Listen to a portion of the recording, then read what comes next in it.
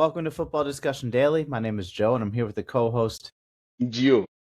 CGO, or George. Today is the 20th of April, 2026. Quick reminder, please like us and subscribe to us. We release long-form YouTube every day, shorter form Instagram and TikTok. Before we begin, it's a big day. A lot happened yesterday in the Premier League Sunday. First off, happy birthday to George. It's George's birthday today, April 20th. But in the Premier League yesterday, couple games, there's just a lot that happened, so I'm just going to roll through this really quickly. Liverpool beat Everton on a last-second goal. Aston Villa beat Sunderland 4-3 on a last-second goal. And then Nottingham Forest beat Burnley 4-1. And then Arsenal lost to Manchester City 1-2. In addition, around Europe, we have PSG losing to Lyon. This is a tighter French title race than we usually have. It's definitely still in the balance with a couple games to play. It's exciting. Bayern won the Bundesliga. They've had an exceptional season. They're probably going to set a record. I think they already have for most goals scored. I think they did set that record today for most goals scored in like 50 years in the Bundesliga. It's pretty awesome. Good for them. And then, so a lot happening today. George, we're going to end with Arsenal City, but really quickly, around Europe, do you have any thoughts on French title race? Do you feel like this is going to be a tight race? Well, before I comment on that, let me just correct you. My birthday is April 21, not 20th. So take note of that. I'm sorry.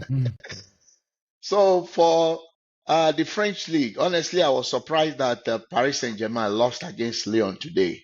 I was very surprised. I expected them to win, but to my greatest surprise, they even considered two goals. A goal scored by Hendrick, and then Hendrick also provided an assist. Remember, he's on loan to Lyon from Real Madrid. Yes. I think he has been proving himself since he joined the Lyon team. And PSG had an opportunity to score at least their first goal. They got a penalty, which Giancarlo Ramos lost. And then I think towards the ending of injury time, they were able to get a consolation goal through, I think, Kvaratskhelia or so. And the game ended 2-1. Now they are just 1 point ahead of Lens, and then they have one outstanding game. That means the battle is still on, but I believe strongly that PSG will most likely win the league. That's what I feel. It'll be exciting for sure. It's definitely closer than it was in most years, so it's great. I saw that first Hendrick goal. It was exceptional, the amount of power he was able to get. He cut all the way across goal for like basically a cut-through pass, and then while turning, got a tremendous amount of power and hit it in the opposite corner. It was just great. It's very rare you can see players who are able to get so much power off of just a quick turn. A lot of times players have to run up to get that kind of power. I thought it was a really great goal. I'm really excited to see Hendrick more. I wanted to ask you a question about Bayern Munich. Now, they've won their 35th Bundesliga trophy, and then they won their 13th trophy in 14 years. Now, can we say that the German Bundesliga is Farmers League? Because that's more like full dominance. What do you think about that? I think I think Farmers League is interesting banter. I think that I'm going to put a lot more nuance on this. I feel like if foreign investment never came to the UK, if Roman Abramovich never bought Chelsea, it's very likely that Manchester United would have become largely what Bayern Munich is here. Spain has two teams. If Messi and Pep didn't exist, or Johan Cruyff, they'd likely be a Farmers League as well. It's just happenstance that these other leagues aren't Farmers Leagues. Italy was called a Farmers League for 10 years when Juventus won 9 years in a row, and now they haven't won in around the same amount of time, 8 or 9 years. So these things are cyclical. I know several German fan friends who say, Germany, out of all the big five leagues, probably have the best. I mean, I think one of the best fan cultures, and I think most clubs in Germany have all the fans vote, similar to how Barcelona and Real Madrid do it. And so I do feel like there's more connection with these clubs and these players, and they have more strict rules and outside investment. And unfortunately, the end result of that from an economics perspective is one club dominating. So I don't think there's pros and cons to it. I don't think it's bad. It is, it is what it is. I don't see Bayern Munich falling off quite like Juventus has, but we'll see, George. George, let's move on.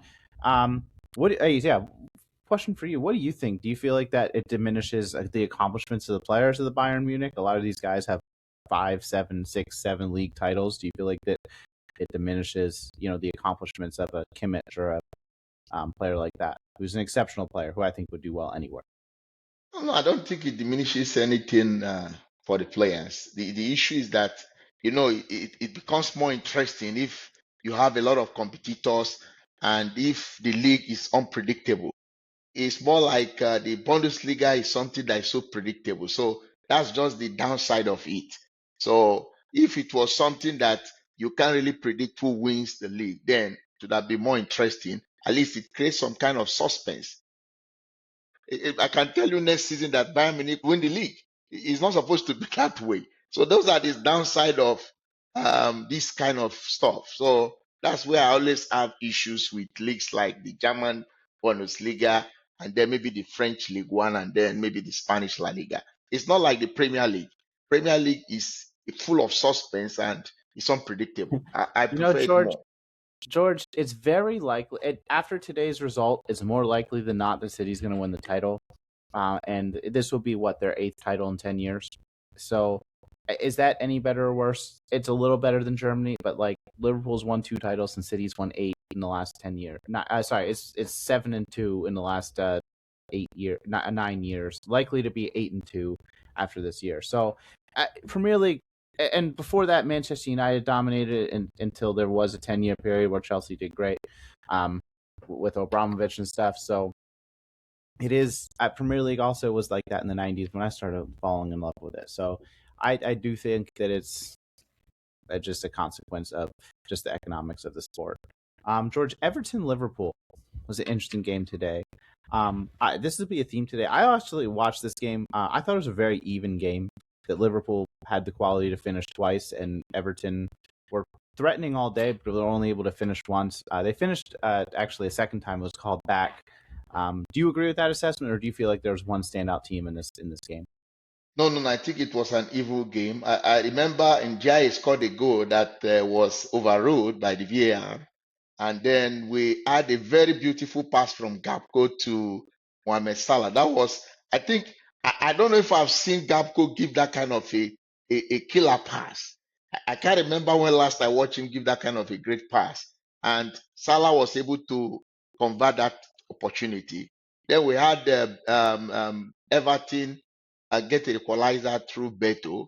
And then the one that interests me more was the 100th minute goal by Reggie Van Dijk. That was quite amazing because I was thinking the game would end in a draw. So I never expected that Liverpool would get that second goal. But I'm happy that Van Dijk, he has been able to show that, yes, he's a true leader and he got the goal when the team needed it most. So what it means is that now they are 7 points ahead of Chelsea, which means they are getting very close to at least securing their Yeah, Champions League spot, which is quite I, I good for them. I hate to say this, George, but Chelsea is one of the biggest losers of the weekend. They lost. Aston Villa, Manchester United, and Liverpool all got wins. I think that it would be a miracle. I always thought it was going to be challenging for Chelsea. I've said for months that they'd be the first team out. I think this weekend has all but confirmed it. It would take a tremendous turnaround for them and a tremendous collapse from at least one of these other teams, which I just don't see happening. Um, so we'll I see. think It'll the be interesting. I think the top five is already sorted if you look at it now because Aston Villa, Manchester United, they are 10 points away from Chelsea, and then Liverpool is 7 points ahead of Chelsea. And then we have just 5 games to go. So I don't know what miracle Chelsea would perform for them to outclass any of these Yeah, yeah. teams. Well, So George, there'll be plenty of opportunity to talk about Chelsea. Let's finish up discussion. The bulk of this discussion is Arsenal, Man City. Just because this was very consequential in the Premier League. There's still a 3 point gap with City have a game in hand. And yes, so if City wins out, they will win the title. If Arsenal wins out, they are not guaranteed anything. So this is quite the result. From a game perspective, George, there was a lot of interesting stuff that happened within this game to talk about. I will say it was an even game. Like yes. City finished just like a Liverpool Everton. City finished twice. Arsenal finished once. I thought that it was a very entertaining game, very good game. I will say I don't think if Arsenal do not win this title, and it doesn't look like they will, they did not lose the title today. They lost it against Bournemouth, against Wolves, against Brentford, against all these teams they've lost to this season. Drop points. They had it in their hands. A lot of these teams they were up against and gave up points. Today, I feel like if you were just look at today's performance, Arsenal have nothing to be embarrassed about. They played very well at one of the hardest venues to go to.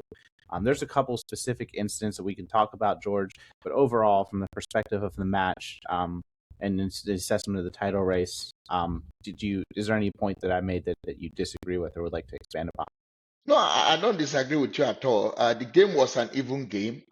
In all honesty, Arsenal played very well after a long time because I haven't seen them play the way they played today. You see, they were fighting. They were more aggressive today. I really enjoyed the way they played. They really showed that they wanted to win today's game, but unfortunately for them, they lost. So there's nothing to be ashamed of today. The issue is that this issue of facing this challenge of title race didn't start today. If they had played the way they played today against Bournemouth, I'm sure they would have won. If they had shown this kind of attitude against Wolves, probably they would have also won, but they didn't do that. So I think that's why we say you have to be, if you want to win the Premier League, you must be consistent in your approach towards game. That has really affected them. And unfortunately, today they are playing away from home. The City fans are fully behind them. A lot of factors worked against them today, and they lost the game. Yeah. George, talk about a couple specific incidents. We can start with the Turkey goal. I think, this is pure football. This was exceptional footwork from him. He just dribbled in and just like I thought, just like the footwork, the vision, the ability to see it. Like I had to slow this down to see the space that he saw in real time against world-class defenders. I just thought this was exceptional. An amazing goal that I'm going to be watching for years. This is a football player's goal. I watched, if a guy did this against me, I'd be like, oh, good for you. Like, I don't know, George. I could just That talk about guy, this.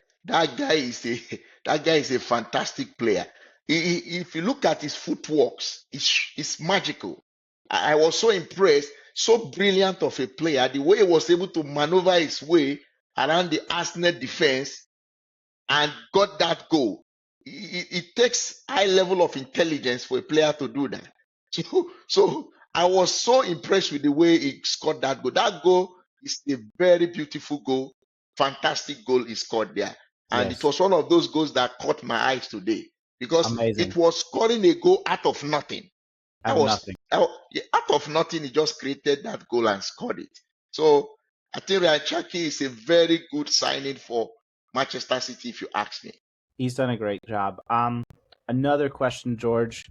The I know we've talked about this. Donnarumma made a mistake on the Havertz goal where he thought he could pass it out and he could not. I have said, Donnarumma, who's an elite shot stopper and poor with his feet than a lot of other keepers, obviously Yes. is better than your average player, your average Sunday league player, but relative to Premier League keepers, that's not something you would say is a strong suit. It has not cost City the season. It almost cost them, a place in the title race today. Does it change your perspective on the importance of being able to play with your feet out of the back, George? Is that particular No, mistake? no. If you look at the way Pep Guardiola teams plays, their goalkeeper, any goalkeeper that plays for Manchester City, you're supposed to be good with your foot. Unfortunately, you notice that one of the downside of Donnarumma is not that good when it comes to his foot compared to this guy called Trafford. Trafford is better with his foot than Donnarumma, but the issue is that Donnarumma is a better shot stopper. I think that's the cutting edge he has over Trafford. If not, Trafford should be the one that should be in goal for Manchester Donnarumma, City. I haven't seen much of Trafford. I think I've been impressed with Donnarumma's distribution with his hands. Like he's almost like a quarterback with the way he throws. It's an interesting perspective, George, and these mistakes happen once or twice a season. They're very rare, and obviously it didn't impact City today. So I'm willing to have my perspective changed, but I certainly will be looking at that. Another question, George. The Gabriel versus Holland incident. Do you feel like, so for those who didn't see, they got in a little scuffle. Their heads were connected. Gabriel gave a little bit of a nudge, nothing dangerous, but like he got a yellow card for it. Do you feel like do you feel a lot of people were saying it should have been a red? I'm not sure I agree with that. I think it was clearly just a Gabriel just give him a little nudge. I think yeah. George, do you feel like this should have been a red? Let me tell you, Gabriel was very lucky not to have gotten a red in that game because that was very unnecessary and trying to put your team under more pressure. Because there are some referees that we see that and they will give you a straight red card. That's the truth. Because it's more like violent conduct by doing that. Since Alan just puts his head close to yours, you don't need to try to use yours to nod him. Doing that is showing us your intent already. Some referees will not accept that. They will give you a red card. Even a lot of Arsenal fans were angry with the attitude of Gabriel because you are trying to put your team in a very bad position, which is very unnecessary. I don't know this battle Gabriel and Alan normally have whenever the Arsenal and Man City plays. I think they need to calm down I and will say focus more on the game. on the Holland goal, I thought Holland very clearly got the better of Gabriel. I felt like he was like they were both having this shoving match, and the ball came in. I think it was from Doku, was it? And then Cherki, I think, let it pass. Like was trying to hit it, and he let it pass it, and then Holland and Gabriel were 1-on-1, and Holland finishes it. I thought there was a great scuffle, and Holland clearly got the better of him. And it was quite amusing. But I agree with you. I think that first off, I don't think that something like this should be a yellow. But I think Gabriel is also an idiot to put himself in the position where he's given the ref the choice, because if Gabriel gets a red, he has nobody to blame but himself for that. Yes. Similar to the situation last year where Declan Rice stepped in front of a player, I think it was Brighton, taking a free kick, and Declan Rice is smarter than that. He's a very disciplined player, and he shouldn't put the ref in a position where you're on a yellow card and you step in front of a free kick. It's just a dumb position, and it didn't cost Arsenal a title last year. I think Liverpool were always going to win that. It didn't cost them today, but stuff like that goes a long way. I think there was other incidents in the last couple of years under Arteta where they've been undisciplined and it's cost them points. And yeah, so I think a shame for Gabriel. George, we have 2 minutes left. Huh? Sorry, you go on. I have a question for you. Yeah. What is your comment regarding this guy called Nico Riley? He has been very instrumental to Manchester City's success this season. I don't know what is your assessment of that guy, because that winner was a cross from him, and then I think That's right. this guy called Rodri was trying to kick it and missed it, and then Alan scored that goal. What do you have to say about that guy? I got both players wrong on that. I said it was Doku and Cherki. You are 100% right. I think Nico O'Reilly is an exceptional player. I feel like he's definitely one to watch. Pep is one of the great. He does not start players who aren't exceptional. He definitely wants to win every single season. But I'm really excited to see Nico O'Reilly. I've seen him score many goals this season. I'm not sure what his natural position is, George, yet. I think that he's a very versatile player, and I think he's definitely one to watch. So because I noticed he plays from the left back, and then normally joins the midfield most times, and that puts in extra bodies forward. And the guy is very good at doing that. And he has really helped the Guardiola system in really getting results. So yeah, he has been a very exceptional player. A lot of younger guys have come through with Pep at City where, like, I don't know what their natural position. Phil Foden, I don't know what his natural position is. Is he a winger? Is he a forward? Is he an attacking midfielder? I thought one of the outstanding performers for me is Bernardo Silva today. The guy was everywhere. I know it's his last couple of games, but he was everywhere. He was winning balls. He was on the ball. When City were up, he just calmed the game down. When City were, seeking that winner for a while, he was just direct dictating play. I thought he was exceptional. George, let's talk the last couple minutes about impact on the title race. Before today's game, Arsenal were favorites. City are slight favorites. do you feel like it's done and dusted? Do you feel like there's football left to play? Like, what is your perspective on what's going to happen in the title race? I won't say it's done and dusted because we know Arsenal has, I think, 5 games left. City still has six, and Arsenal is just 3 points ahead. So uh, what it means is that if both side wins all their game, then they will end up with the same points. But now, goal difference, we have to come in. So what it means is that in the mind of each of these teams, now when you play your opponent, you have to try as much as possible to score as many goals as possible. Like Man City will be playing against Burnley on Wednesday. So what it means is that they must do everything within their range to score as many goals as possible because goal difference might come into play at the end of the day. For me, I think the title race is still open for now. But most people would, because City has that experience when it comes to getting it to the finish lane, people would now say maybe City stands a better chance at this point. I think it'll be super interesting because in the past we've seen City team steamroll, 5, 6, 7, 8, 10, 14 games in a row, winning streak. I honestly don't think the City team is going to win out. I do think they'll drop points at some point in the next 6 games. I do feel like they're much stronger than last year, but not as strong as 2, 3, 4 years ago City.